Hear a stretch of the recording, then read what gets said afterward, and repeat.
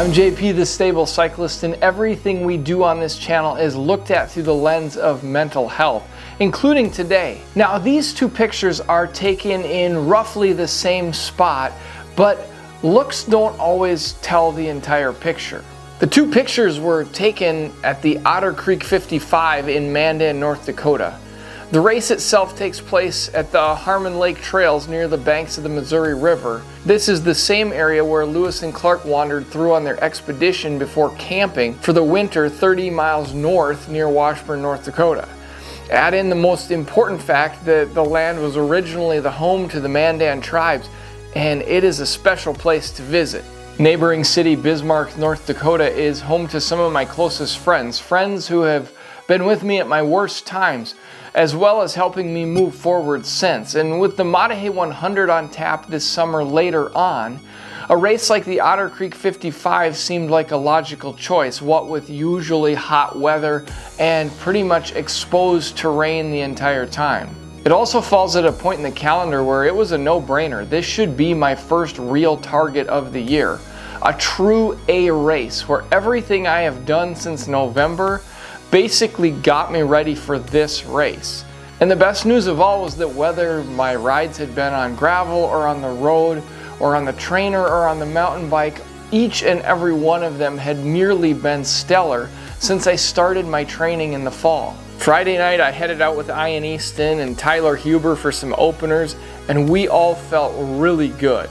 But Saturday morning, everything seemed off. It wasn't that I had to sit so awkwardly in the car that made things wrong. I had woken up that morning with a distended belly. I looked like I was 2 months pregnant. And after a decent warm-up, the gun started us off in what was the most talented field ever at the OC, with pros and seemingly every talented rider in North and South Dakota lining up.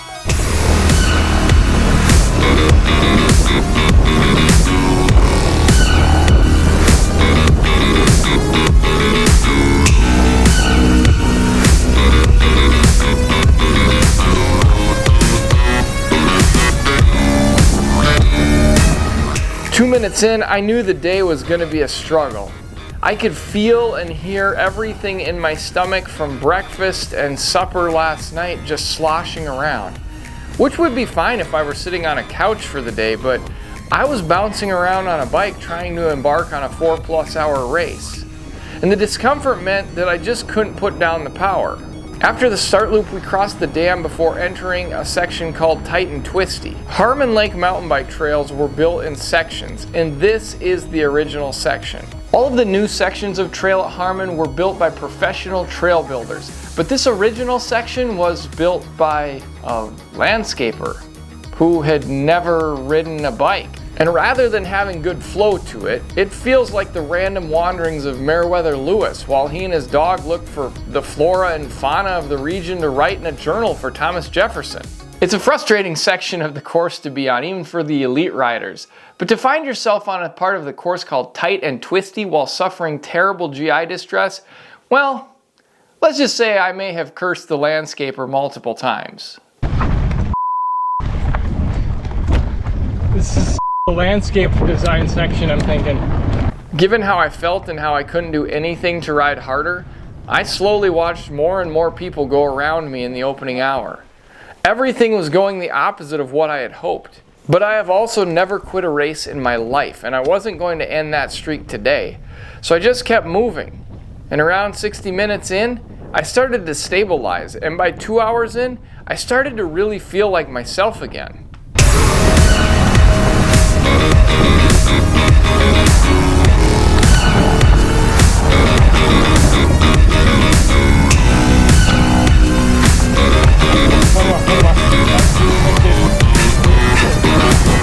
I started to really move through the field of riders, and despite crashing, I felt great, and I was starting to see the usual benefit of the attritional style of racing that I enjoy.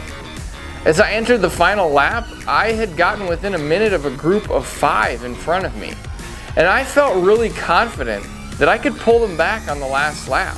Brimming with confidence and feeling like my day was finally on track, I swung into our once-a-lap feed zone where Melissa, my helper for the day, quickly handed me my bottles, and I also grabbed my normal Red Bull, and as I took a big drink before leaving, I noticed a problem.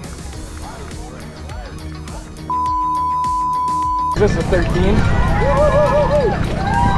This happened to Tyler one year. As I am taking this drink, I am noticing what looks to be the 13-mile racers having just started. I was now swamped by 70 riders heading into a section called Tight and Twisty.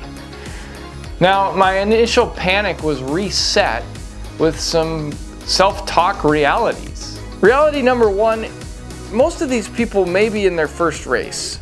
They might be kids, or they might be both. Reality number two, I have a lot of followers and subscribers from Bismarck who I don't actually know.